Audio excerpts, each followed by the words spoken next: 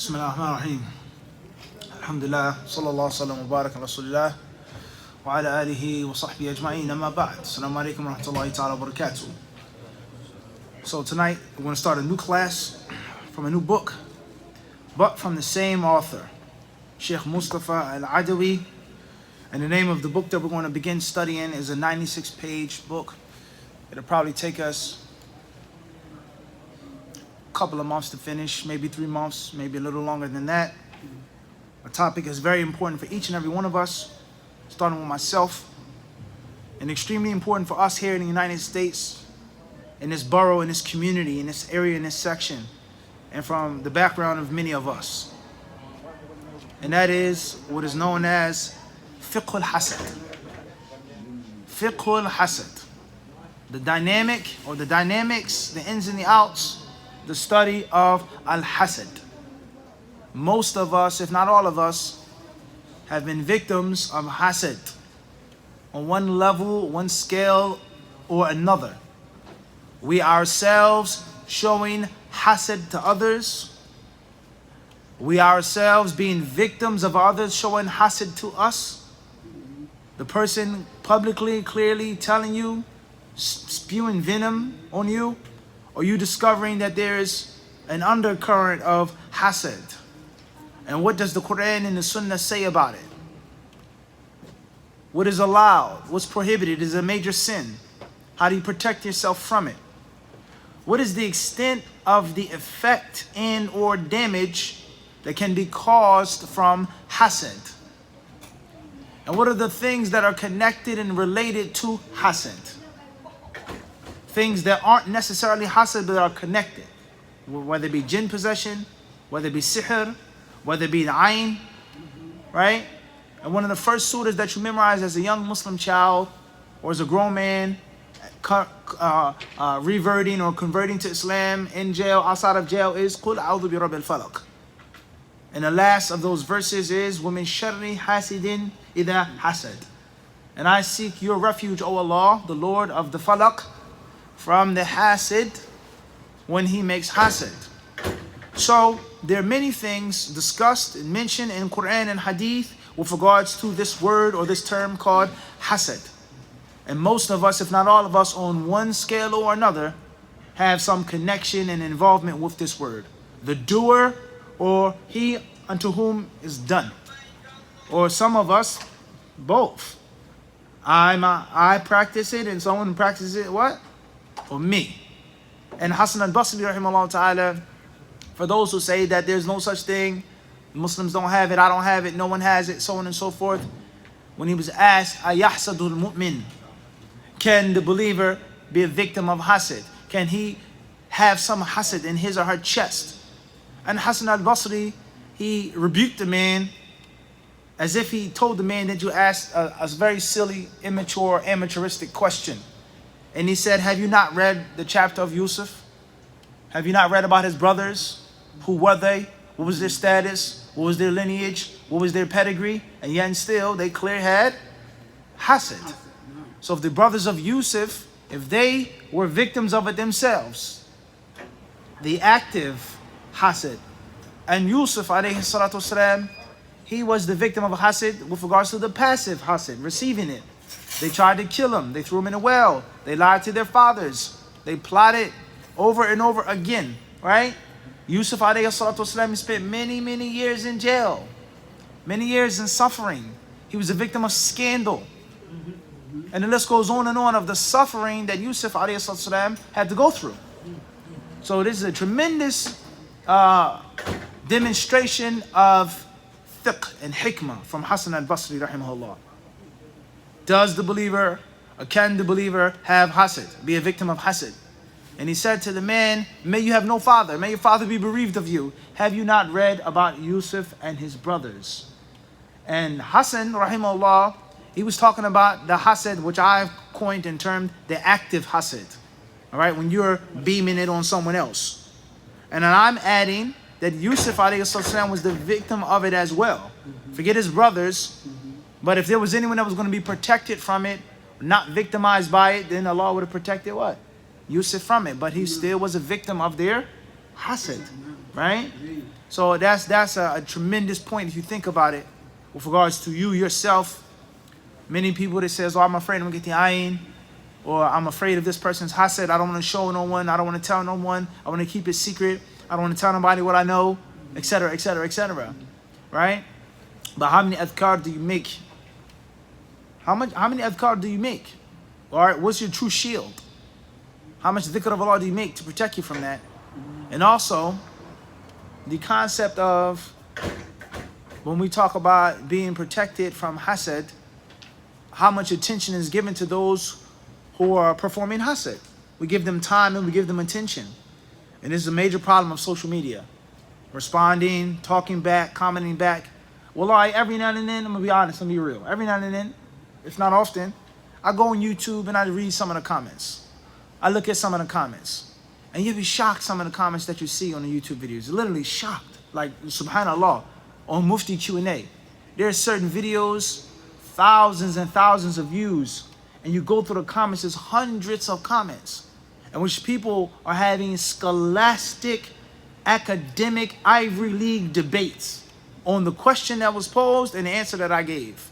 Back and forth, back and forth, back and forth. Name calling, disrespecting, checking people's intentions, accusing people of this. He's wrong, he doesn't know anything, he's ignorant, all right, such and such, blah, blah, blah. It's just amazing. And what do I do with all of those scholastic, academic, Ivy League comments? 99% of the time, I don't what? I don't reply.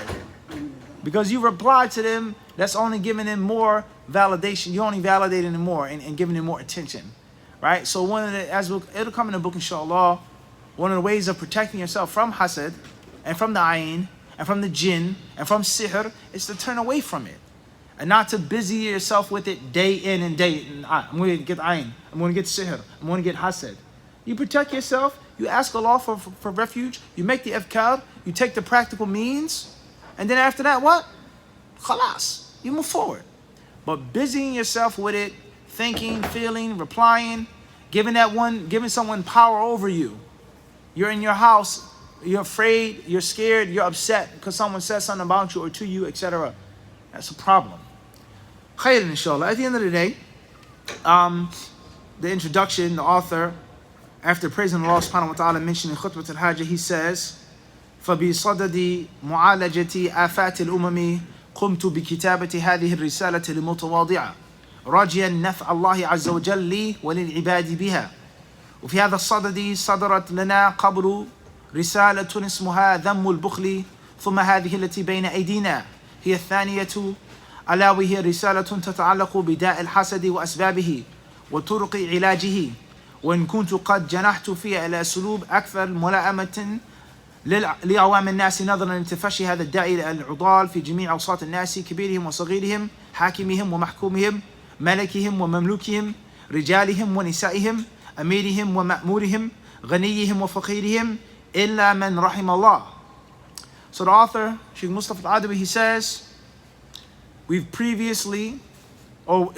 made a series of books dealing with social ills, problems of nations, right? He says, and this is a humble book that I hope Allah Azza wa Jal will allow me and Allah's servants to benefit from. We've previously wrote a book called Dhammul Bukhl, dispraising stinginess, miserliness, the problem of being tight-fisted, right? When you're stingy, and how stinginess is a major personal and social ill. Whenever there's a masjid or a community or a household or a nation or a race of people that are plagued by stinginess, being stingy, being tight-fisted, then of course that nation, that household, that community is going to suffer. And I think we should all know firsthand what happens when people are stingy, let alone when people are stingy and greedy. When people are demanding, give me, give me, give me, give me, give me, give me. And the things that people are willing to give back into return is little. That's a huge problem. It's like a funnel. The wide mouth of the funnel is supposed to be you giving. You're supposed to give more than you ask for. Give more than what you demand and beg for. But many societies or many households, it's the exact opposite. The husband demands more than what he gives. The wife demands more than what she can give. Right? The imam of the masjid He demands from the subjects, from the board, from the congregants, more than he can what? Give, or vice versa. The administration, the people in the masjid, they demand from the imam things that they themselves can't and do not do. They don't come to the masjid. They don't fund the masjid, etc. They're not devoted to the community and to the masjid, etc. So the author says that we previously wrote this book about the dispraise of that illness.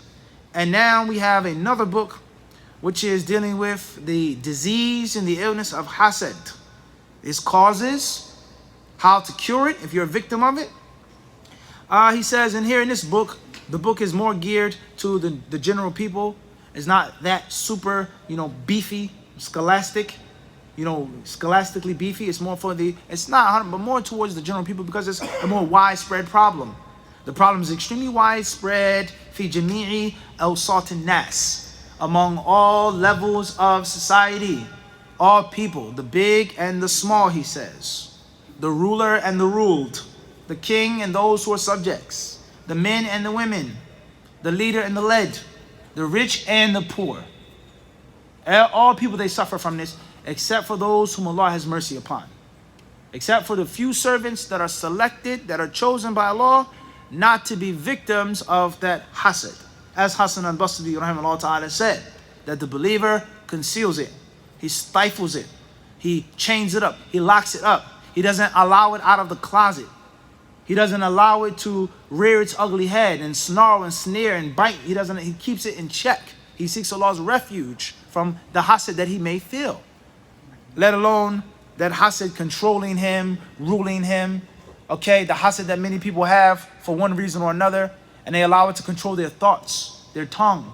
They allow it to make the decision to determine their actions, my feelings, my emotions, my jealousy causes me to think, to act, to interpret. It's a huge problem. And the believer is supposed to be responsible for his or her emotions. Bottom line, it's no excuse. The believer has to have control. And if you can't control it, ask Allah to allow you to control it. And if you're having a problem controlling it, don't speak. It's the worst thing. When you're angry, don't talk. You can't control your anger.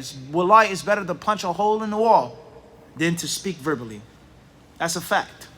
A husband, he's mad, he's angry, he's infuriated with his wife, right?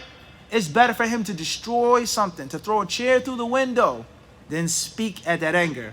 Because when he talks, he's going to say divorce, he's going to call her a bad name, he's going to talk about she's ugly, she's fat, she's this, I didn't like you, blah, blah, blah, blah, blah, blah, Fulan is better, my ex-wife. He's going to say something and he's going to regret for sure. And he's going to say something and even if you make up, she says, I forgive you, it's going to be in her heart forever. But the breaking of the window, which is not a good thing. We're not saying that's a good thing. That's not the point. But I'm talking about if you had to pick and choose between one of the two. You can fix that easily. Easily. No big deal, you get a new window. No big deal, you get a new piece of sheetrock. Plaster it, paint it, that's simple. But the word, the tongue, once those words roll off the tongue, it's a huge problem. And the same applies to women. Same applies to women. You say certain things, it's awkward. You apologizing later, the damage is done. You've done the damage. So the Muslim, the mu'min has to have control over his emotions. And from that is Hassad. You may have some. MashaAllah, I feel, don't talk about it. Don't speak about it. Don't make comments. Don't make funny jokes. Don't poke at your brother. The smallest, slightest, simplest thing that people say is oftentimes a manifestation of Hassad. So control the tongue if you cannot control the emotion. So he says all these people here, they are victims of it. Hassan al-Basri said that the believer conceals it, right? He fights it off. فتناولت في هذه الرسالة تعريف الحسد ومراتبه ووروده في كتاب الله وسنة رسول الله صلى الله عليه وسلم وأسبابه وطرق علاجه وبيان بعض المباح منه وملحقات يسيرة لذلك. He says, so what I spoke on in this book, number one, is the definition of Hassad. Number two, the levels of Hassad. Number three, how many times and where it's been mentioned in the Quran and Sunnah. Number four, the reasons. Number five, the cures. Number six, what's permissible and lawful from Hassad. And number seven, he says, mulhaqat yasira. A few additional chapters and supplements, side fawaid with regards to that, some branches.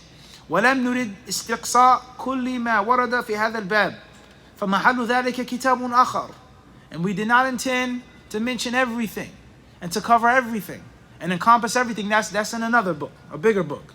وإنما كانت همتنا رسالة أو رسالة العوام ينتفعون بها بإذن الله. لم نرد فيها الإطالة والإرهاق ولم نرد فيها أيضا كثرة التخريجات وإنما اقتصرنا فيها على الصحيح الثابت. وهذا إذا ما أوردنا حديثا عن رسول الله صلى الله عليه وسلم فيكون الحديث صحيحا. He says the book is not meant to be long and drawn out. It's not meant to be too scholastic. It's a book made for the 9 to 5 Muslim, the average Muslim. Simple, brief, stick and move. Keep it moving. He says, and as far as the hadiths, we haven't spoken on the hadiths in detail, the levels of the hadiths, how authentic hadiths. Whenever we mention hadith, the author says it's authentic. وإلى الرسالة نفعها إلى الله وإياك بها أخانا القارئ الكريم وصلى اللهم على سيدنا محمد وآله وصحبه وسلم كتبه أبو عبد الله مصطفى ibn al-Adawi. And then he asks Allah once again to allow the book to be beneficial for me and for you, for the readers and for everyone. And may Allah subhanahu wa ta'ala send prayers and salutations upon the Messenger of Allah alayhi salatu wasalam. Alright, so the first chapter he says تعريف الحسد. قال صاحب اللسان الحسد معروف حسده يحسده حسدا وحسده إذا تمنى أن تتحول إليه نعمته وفضيلته أو يصلبها هو قال وترى اللبيب محسدا لم يجترم شتم الرجال وعرضه مشتوم. الجوهري الحسد أن تتمنى زوال نعمة المحسود إليك يقال حسده يحسده حسودا. وقال الأخفش بعضهم يقول يحسده بالكسر والمصدر حسدا بالتحريك وحسادة وتحاسد القوم ورجل حاسد من قوم حسد وحساد وحسدة مثل حامل وحملة وحسود من قوم حسد والأنثى بغيرها وهم يتحاسدون. So he goes on to explain what it means, what the word means in the Arabic language. And he mentions the different scholars of the Lugha al-Arabiya, or the lexigraphers, those who write the dictionaries, the lexicons, Sahib al-Lisan, Lisan al-Arab, Ibn Mandur, etc. He says, Al-Hasad Ma'ruf. The word, the letters, Ha, Sin, Del are well known. Everyone knows what it is. And he says, he goes on, he mentions the sarf behind it, the dabt, right? The wazn, fa'ala, yaf'ulu, or yaf'ulu, the masdar. And he says, it is for a person to wish for another man's blessings to be given to him, and another man's blessings to be taken away from him. One of the two, or both. You see someone that's doing well. They're very handsome, mashallah, naturally handsome, smooth looking guy. He's naturally a handsome guy. Or he's naturally strong, has muscles, mashallah, he's just strong as an ox by nature. Or he's very smart. Or he's funny, he's a people person. People love him. Wherever he goes, people love him. Everyone laughs. Everyone loves this person. They have a talent or they have a gift, right? Someone is a very good dresser, very dapper, smooth. No matter how hard you try, you can't look as nice as he looks, etc. Right? So you wish for those blessings or that talent to be given to you and taken from him. Either of the two. Both or just one. I want it to be taken away from you even if I don't get it. I don't want to look nice, but I don't want you to look nice. Listen to this, I don't have the ability to go and study and learn and put in the work that you put in. I don't have the ability, but I don't want you to have the ability either. Yeah, very common. I know I can't go overseas like you did.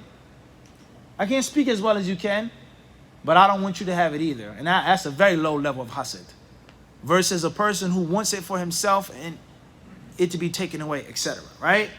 Then he goes on to mention some lines of poetry, and he mentions different versions of the word, different plurals of the word, right? Okay, all with regards to the fawaid of the Lugha al-Arabiya for the tulab of ilm. قال الحافظ ابن حجر رحمه الله في فتح الباري الحسد تمنى زوال النعمة على المنعم عليه وخصه بعضهم بأن يتمنى ذلك لنفسه والحق أنه عام. Ibn Hajar rahimahullah says, Hassad means for someone to wish the blessing to go away from a person, the blessing to be taken away from a person. And some say it only applies if you want it to be taken from them and given to you. And the correct understanding is that it includes both versions. You lose the blessing and I get it, or I don't get the blessing, but as long as you lose it. You understand this? Envy, to envy someone and want that favor for yourself and want that favor to be taken away from that person, or just taken away from you and you don't get it yourself. قال النووي رحمه الله قال العلماء الحسد قسمان حقيقي ومجازي فالحقيقي تمني زوال النعمة عن صاحبها وهذا حرام بإجماع الأمة مع النصوص الصحيحة وأما المجازي فهو الغبطة وأن يتمنى مثل النعمة التي على غيره من غير سوالها عن صاحبها فإذا كانت من أمور الدنيا كانت مباحة وإن كانت طاعة فهي مستحبة. An-Nawawi states, and it's very interesting, the author clearly mentioned that the book was geared for the 9 to 5 Muslim. The book is geared for the everyday Muslim, yet still in the introduction he's quoting this one, that one, this one, Ibn Hajar, Nawawi, so on and so forth. All right, that's interesting. Moving forward, he says, Nawawi says that Hassad is of 2 types. There's a real Hassad, actual Hassad, and then there's another one which is figurative, which really isn't Hassad. Okay, moving forward, he says, as far as the real type of Hassad, and it is what we previously mentioned, to want the blessing that Allah gave someone to be taken away. And that's unlawful, bil ijma'. All of the scholars agree that you can't do that. You can't feel that. You can't have that in your mind or your heart, let alone on your tongue. And there are plenty of texts that prove that. As far as the second type of Hassad, then it is called ghibta. Ghibta. In which a person sees that Allah blesses a servant, and the only thing that he wants is the same blessing that Allah gave to that servant. I'm not mad at you. I'm not angry at you. I don't hate you. I don't talk about you. I don't look at you a funny way. Right? I'm happy that you're blessed, but I just want the same thing for myself. That's the second type of Hassad. In actuality, that's not actual envy. It's not actual envy, whether you call it jealousy in English or not, but that's not the haram type. I see that you're knowledgeable and say, mashallah, man, I wish I was like that. You're very handsome, say, man, mashallah, I wish I was handsome. I wish I was as smooth as fulan. Methalan. Right? So if that blessing of Allah is an act of obedience, then you seeking that blessing from Allah is also an act of obedience. And if it's something from the dunya, lawful to do, then it's lawful to wish that. I wish that I had what fulan had. But mashallah, tabarakallah, Allahumma barak, I'm happy when I see your car. I see your automobile. Mashallah, it's nice. May Allah bless you. I'm happy that you got the new car. I wish I had one. Versus the nastiness. Moving forward. وقال القرطبي الحسد نوعان محمود ومذموم فالمذموم أن تتمنى زوال نعمة الله عن أخيك المسلم والسواء تمنيت مع ذلك أن تعود إليك أو لا وهذا النوع الذي ذمه الله تعالى في كتابه بقوله أم يحسدون الناس على ما آتاهم الله من فضله وإنما كان مذموما لأن فيه تسفيه الحق سبحانه وأنه أنعم على من لا يستحق. Al-Qurtubi states, Hassad once more is of 2 types. There's that which is clearly blameworthy, and then there's that which is praiseworthy. The blameworthy is what we previously explained. The praiseworthy, or before that he says, in this type of Hassad, the first type, is what Allah said when he asked the question, or do they envy men for the blessings that Allah has given them? Allah asked this rhetorical question, repudiating them. Or do they envy men because of what Allah has given them of His bounty? And the reason why it's blameworthy, it's condemned, is because it is disrespectful to Allah. And the literal word that Qurtubi uses, tasfihul haq. It is deeming Allah, the truth, to be foolish. Waliyadhu billah. And as if you're saying with your actions, even if you don't say it with your tongue, Allah, you made a mistake by giving the blessing to so-and-so. You should have came to me. You should have given it to me. I'm better for it. He's not the best person for that blessing. This is one of the reasons why it is such an evil thing. He then says, وَأَنظُرْ مَزِيدًا مِنْ أَقْوَالِ أَوْ قَوْلِ الْقُرْطُبِي رحمه الله في شرح حديث لا حسن إلى آخره. وقال الرازي في التفسير الكبير إذا أنعم الله على أخيك بنعمة فإن أردت زوالها فهذا هو الحسد وإن اشتهيت لنفسك مثلها فهذا هو الغبطة والمنافسة أما الأول فحرام بكل حال إلا نعمة أصابها فاجرا أو كافر يستعين بها على الشر والفساد فلا يضرك محبتك لزوالها فإنك ما تحب زوالها من حيث إنها نعمة بل من حيث إنها يتوصل بها إلى الفساد والشر والأذى. Last but not least, he quotes Al-Razi, who says in At-Tafsir Al-Kabir, is that you wanting Allah's blessing to be taken away from your brother, of course, is haram. As far as if you want a similar blessing for yourself, then that's not haram. Nor is it actual hasad. And if the word hasad is used, then it's only metaphorically used. Rather, that's called ghibta, and that's called munafasa, healthy competition. A competition which is healthy. All right. The only time he says, and we're going to conclude our class with this tonight, the only time that is unlawful to wish for the blessing of Allah to be taken from someone is if that person is a kafir. If that person is an evildoer, a wrongdoer, and they're using the blessing of Allah to harm others and to spread evil and to spread corruption, to mislead people, to harm people, to annoy people, to do bad to others. A country has a lot of wealth, and you wish that wealth would be taken away from them. Not because of just envy, but they're using their wealth to kill other people, to harm Muslims, etc. Right? Khair, inshallah. So that's the end of that part of the book. Page 9 is the levels of hasad, which we'll mention hopefully in next week's class. Allah subhanahu wa ta'ala surely knows best. And hopefully after the event we have some time for some questions. Walhamdulillahi Rabbil Alameen. Wa iyyakum.